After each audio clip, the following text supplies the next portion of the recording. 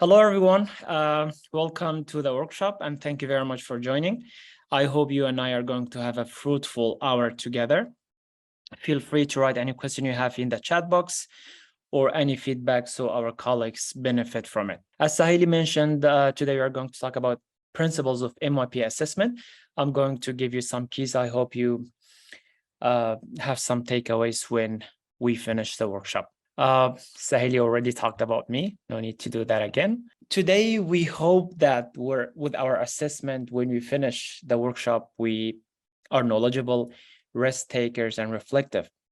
Being knowledgeable is to participate, risk takers to use the tools and strategies that I am going to share with you, and to be reflective, to talk about it and to share it with your colleagues at your school. We have two objectives to cover during today's session. One of them is principle of the summative assessment task, and the other one we are going to try to develop task-specific clarification. We will talk about the importance of task-specific clarification and how to design one with good examples. During the session, when you have any question, please raise your hand or just feel free to talk, or Saheli can notify me if I'm busy presenting the session. Before we get started, I would like you to tell me in a minute, what do you know about the MYP assessment? Okay, and you can write it in the chat box, or I can give you opportunity to talk in a very short period of time. It could be anything that pops up into your mind about the MYP assessment. We just want to get different ideas, different perspectives, what you think of the assessment in the MYP. There are a few responses in Zoom chat, Mr. Bassam. Okay, thank you for notifying me. Okay, Vin says a way to measure the student's knowledge on topics by using specific skills through set out criteria. Thank you. Edwin says it's authentic and used. Oh my God, because answers are coming, so they're vanishing. And used for enhancing teaching and learning. Thank you, Edwin. Shweta, assessing students' learning, planning ahead, twisting and plans. Very insightful answers. Assessments of different criteria in the form of formative and summative, true, which we will talk about it. Ahmed Fadl, it's an operation done by the teachers to observe the development of students regarding their learning. Very nice. Continuous assessment, not only in school, but in connection to real world. That's an interesting one. Karamjit, I'm sorry if I'm mispronouncing somebody's name. Kamachi, evaluating the knowledge of the students. Sophie, summative assessment by itself. Thank you very much for your responses. I'm sorry if I couldn't read all the answers because you have got lots of participants here. All of your answers are correct. Thank you very much. In general, assessment in the IB is very different from what we were used to in schools or in the schools that we worked on or studied. What I mean by traditional schools that use only paper-based assessment. So teachers and students need to completely rethink their idea of the assessment. Assessment in the IB is more of a tool to improve teaching and learning and less of a way to grade students. So usually we face this challenge in our schools that we care more about having variety of assessment tasks, practicing and demonstrating skills than grades. What you have said about the assessment in the MYP is true, and I just add up something to your answer. So many of you have said the assessment is simply the evaluation of the ability of a student. We have many examples of MYP assessment. Let me just remove the Zoom bar so I can see my slides. We have traditional tests. Usually teachers use criterion A for paper-based tests. There's presentation, there's experience report, there's piece of art, product, essay, and you can bring much more. Clear so far? If you have questions, please don't hesitate to ask. Here in the MYP, we have got, or we can describe assessment as internal and continuous. What I mean by internal here, those tasks, strategies, and tools that are designed and developed or applied by teachers. This is what is unique about the assessment. When the teacher designs the assessment task, the teacher considers the student's needs analysis. When I design a task for my students, I should be able to know my students' learning style. I should be able to know their level of language and etc. As a result, I'll be able to design more than one assessment tasks to meet my students' learning style. A student could be visual, a student could be dyslexic. So MYP assessment gives you this opportunity to be able to be flexible and meet the different needs of your students. The other assessment uniqueness in the MYP is continuous. We do the assessment by the end of the unit, but not necessarily. Assessment is an ongoing process. You can do it at any time that you find it fit for your students at your school. Moving forward to why do we assess? Okay, we assess for a couple of reasons, for administrative reasons, because people need to pass to the next grade, and in some of our schools, ministry need grades from us, right? For guidance, the assessment guides the teacher to choose some specific courses of learning or content or concept for the next unit. And also for the purpose of diagnostic, because assessment data or evidence can identify students' weakness and students' areas of strength and weaknesses, so that the teacher can plan ahead and meet students' needs. Informative feedback to parents, students, and administration. Usually this happens in the parents-teachers conferences, in teacher-students reflection, and so on. Formative feedback to students and teachers for ongoing curriculum planning, because sometimes students and teachers do an assessment, and then the teacher reconsider the unit planner, probably, oh, this didn't work so well, I need to do this again and again. Usually they reflect about the assessment. So that's why we assess in the MYP. Okay, so I am pretty sure everybody is familiar with those two types of assessment. You have heard a lot in orientations, in workshops, from coordinator sessions.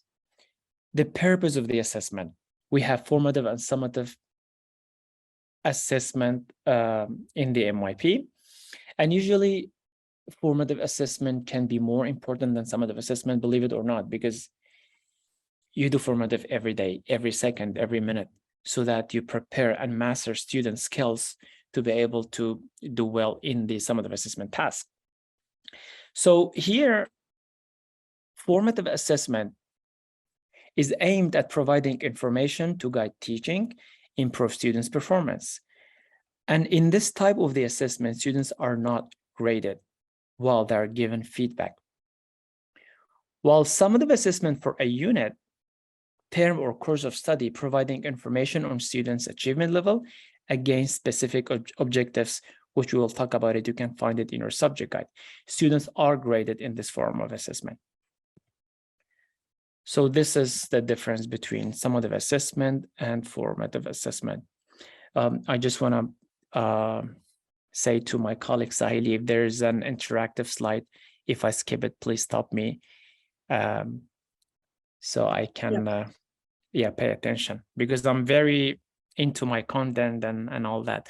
So here, there's a diagram about summative and formative assessment. I would like you to have a look at it. You're going to have a very fun activity in the coming slide. Look at it, whatever you understand. Let me move it. Come up with a visual representation of what you understood from the diagram. I'm going to shift back to the diagram. Sahili, they should be able to draw on the screen, right? Yes, they'll be able to draw on screen, and we have shared this link, just copy pasting the link again. They can click on this link so they can access all your slides here in the chat. Okay, so should I keep on this slide? You can change the slides so that they get access. And go to slide number 11, and maybe give them some time.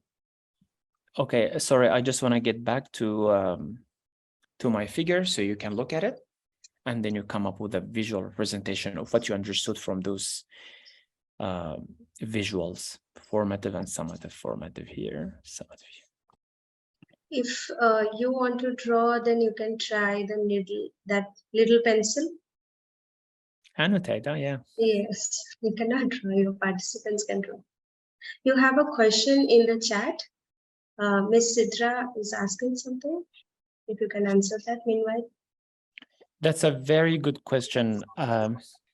She asks if we can judge formatives on the basis of the criterion. That's a very good question. Thank you for asking. Formative assessment can be in different forms. They could be very informal, but sometimes teachers want to make them formal and even design task-specific clarification for them, because sometimes teachers find the needs of preparing students more for the summative assessment task. So we can call it mocking the assessment. Of course, you can. You can even put that as specific clarification criteria, but you're encouraged not to grade while give feedback instead of grading, so that students can do better in the summative assessment task. Thank you very much. Okay, I know not everybody of us is great in drawing, especially when it comes to digital tablets, it's hard. 1 minute, someone has scribbled on the screen. Please, can you please erase that? Instead, you can use the link sent in the chat. Yeah. Ah, beautiful diagrams I can see here. Yes, Bassam, you can maximize the window and check all the answers. Yeah, one after the other. With the double-headed, correct. Yeah. Formative in many circles, that means it's an ongoing process. Students get ready in the process, and then there's summative assessment task. By the end of the unit, they're ready for summative. This is a tricky one by Shuita. Well, if Shuita, you can explain it for us. I'm afraid if I don't give a try to your diagram, because it's really informative. Shalaga, continuous learning cycle, it is continuous, and so on. Thank you very, very much. Oh, there's another interesting one. Oh, informative assessment. Wait, Maheen says, throughout the formative assessment, we collect evidence, and then we assess students summatively, and then we grade, we make the best fit, we report, we do this over and over. Thank you very much. Thank you. Thank you. Beautiful diagrams. They demonstrate excellent understanding of the MYP assessment. Thank you. And then we shift to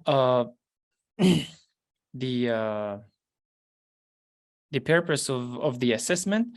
The most important purpose of the assessment is to support both, not only students, but also teachers. For students, we gather and analyze information. We give them continuous constructive feedback. And also we provide a basis for practice, as you have shown in your diagrams that throughout the formative assessment, students practice a lot. And for teachers to identify students' learning needs. Many school systems in the world, they do needs analysis, and it's very hard to do needs analysis. So here in the MYP gives you opportunity to know your students' level through the assessment and then design the curriculum according to their needs.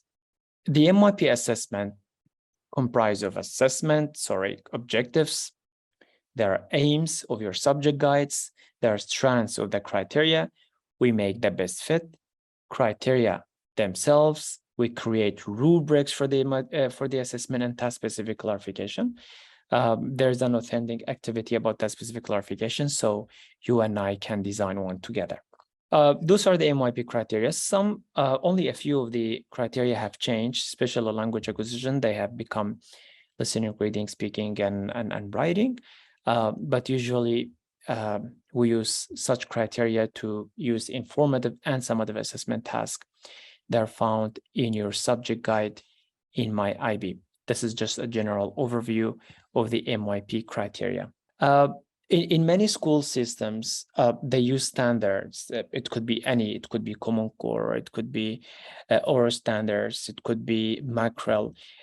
Thanks to the MYP IB, that they have aligned the objectives within the MYP criteria. So you don't have to work so hard for that. The only thing you need to do is to convert those strands into a task-specific clarification so students know what is expected of them. Because if you just copy and paste the strands, they are too broad and students will not know what is expected of them. If you write an essay, then you have to put your expectations, how your essay should look like, which we will talk more about it. Let me check if we have an interactive slide afterwards. Assessment strategies. We have so many assessment strategies. I have just put some on this slide. We have observation, we have portfolio, we have process journals, usually in PE, in design, arts, and personal project. We have selected responses, we have open-ended tasks or essays, and even performance. Many teachers have students perform instead of presenting posters. Saheli, we have an interactive. Yes, they slide can. here. They can write. Yeah, Yeah. this one only. Yes, they can write.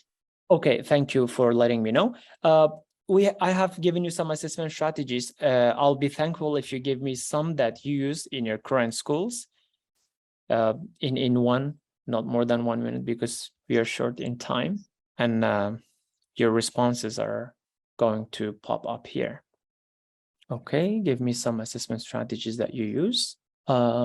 Until you think about them more than those, I would say role play could be a good one. Collecting data would be a good one. Video recording. Oh, by the way, I always have my students do video recording. It's very authentic. For language acquisition, a block of their daily routine in target language. Cool.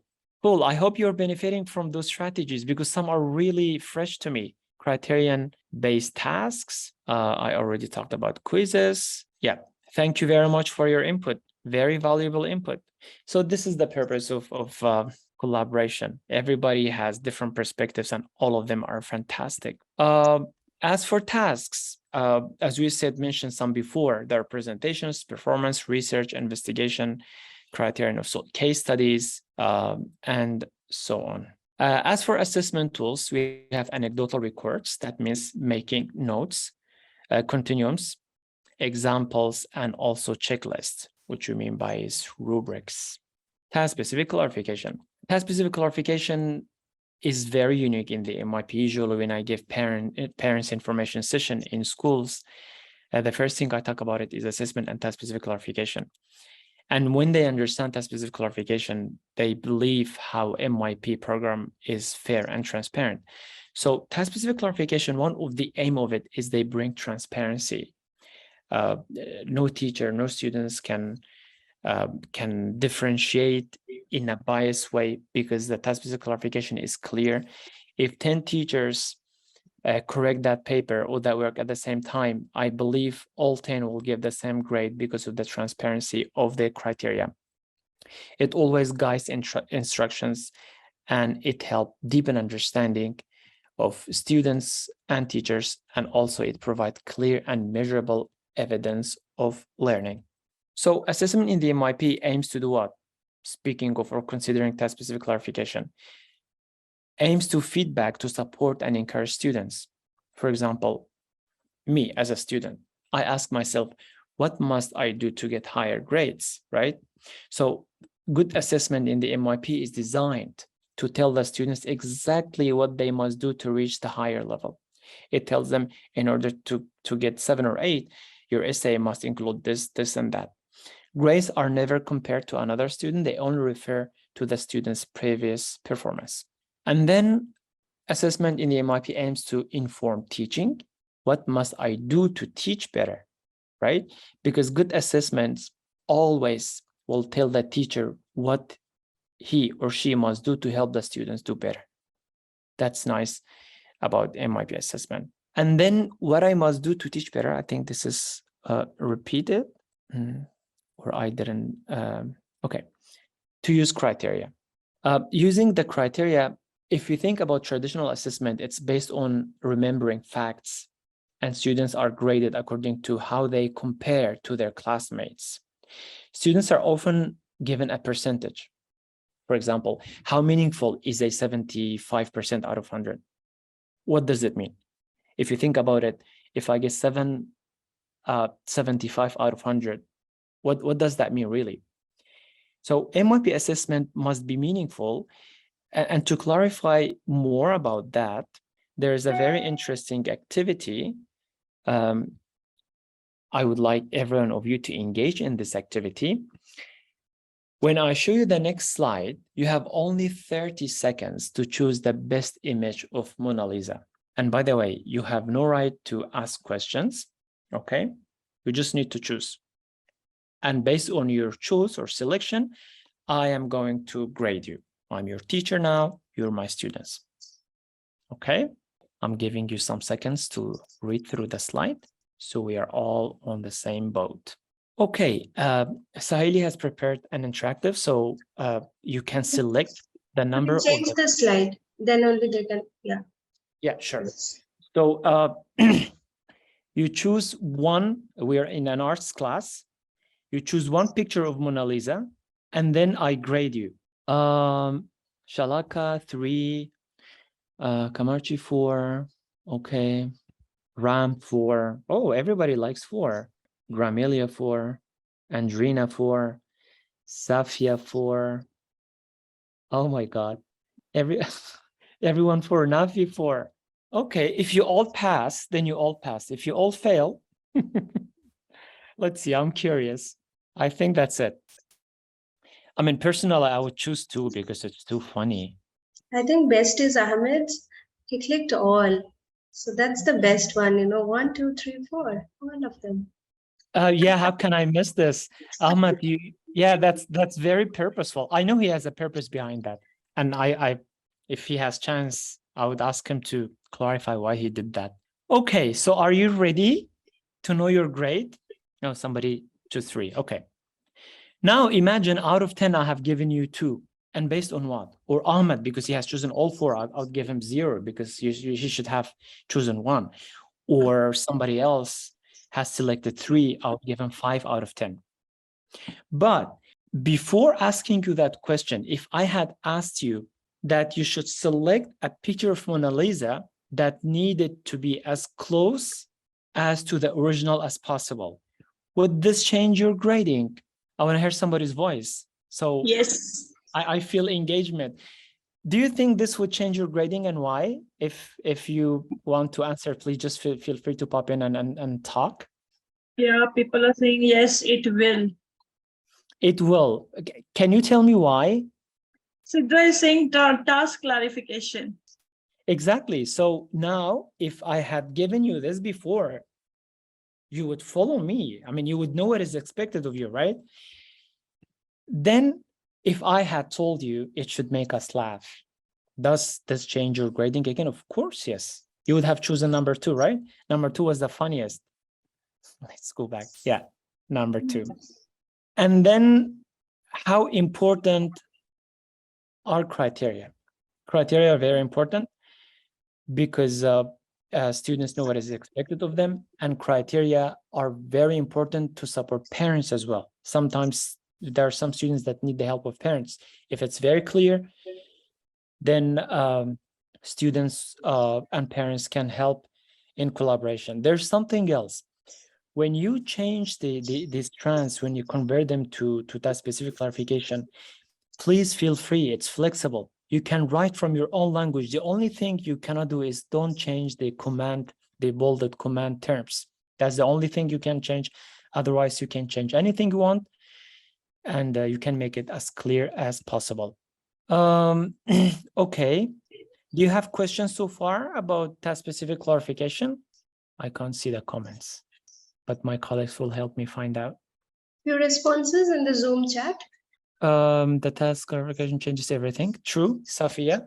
Really, task-specific clarification. When I was MYP teacher in the beginning of my journey, I was just using a complicated language that it would make sense to me, but not to students. But then I figured it out that it should be very clear. Ahmed says, oh, he has reacted to somebody's comment. Okay, I'll give you more chance for questions, probably here. We will have discussion question here because we have some minutes left. It will be interesting to have discussions. Okay, we have a question in the chat box. Sidra is asking, should we create task specification for all the tasks or just summative? Okay, that's a very good question. Some formative assessment tasks do not require you to design a rubric for that, but some do. as I said before, if I really feel the need that my students really need to master some of the assessment tasks, they need to practice more, why wouldn't I design a formative assessment task and use task-specific clarification? It would be a very good practice for them. And during the summative assessment task, it will not be something new or shocking to them. Sometimes do that according to your students' needs. But then throughout the whole year, you will do it in the very beginning, but then your students are going to be familiar with the criteria, with things. You just need to do formative and give feedback. How many strands? That's a very important question. How many strands can be assessed for one assessment, keeping in mind not to burden students? Very good. When you think of differentiated instructions, when you have some students who are below level, blah, blah, blah, you can use less strands. And in the IB guide, in your subject guide, it's required that you assess each strand twice a year, only minimum requirement twice a year. So in some summative assessment task, you can select only one strand, all strands, again, according to the needs, but you're not required for each summative assessment task, use all the strands of the criteria. I hope I answered your question. Do task-specific clarification be customized as per the task? Some teachers argue it reveals answers. If it reveals answer, Deepa, that means your assessment task is content-based, is not concept-based. Because the task-specific clarification is usually, if I give you the essay example, the essay should have conventions. It should have no grammatical mistakes. There's no answer for that. But I understand your point. Sometimes we do content-based assessment, especially in criterion A, knowing and understanding in science.